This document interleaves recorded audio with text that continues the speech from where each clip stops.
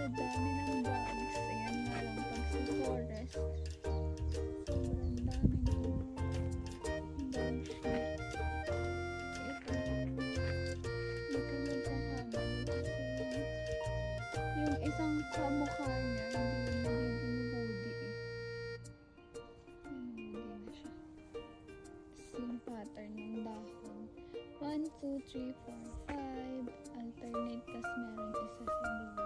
Minsan 7 yung limbs niya. Daanan tong area na to eh. Yan o, daanan siya. So, alam nila. Kaso ito, bango, grabe. Tignan mo naman oh. Halos ano na din eh.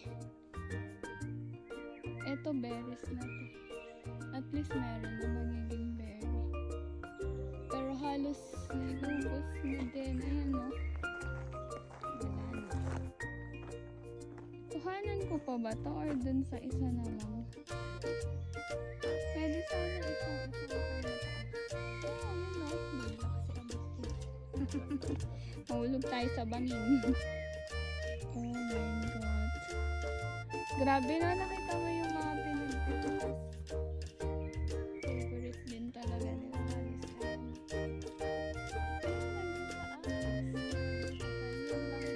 Ito magandahan. Hindi natin abot.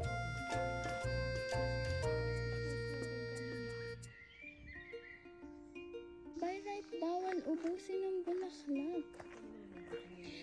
Eh kaso tignan mo, halos kinuha nila yung bulaklak ko. Ayan no. Ayan no, pinutol nila lahat.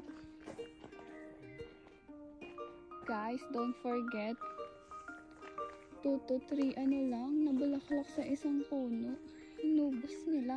Sa daanan kasi to eh. Halika, tignan mo. Ito na lang natira oh. Yung hindi pa ano. Ayan eh. Yung mga hindi pa bumubuka. Tsaka ito, ayan oh.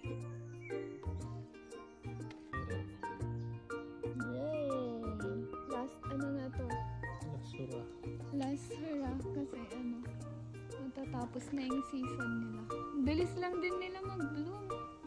Tapos ano, tsaka nag-uulan kasi ng ilang araw. Ngayon lang maganda panahon.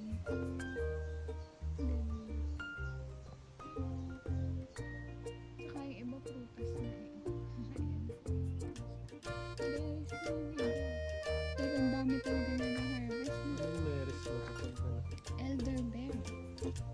Ito favorite din to pitasan eh. Nakita mo yung mga pinagpitasan. Ang dami. Tingnan mo dito walang bulak sa baba. Pero pagdating sa taas.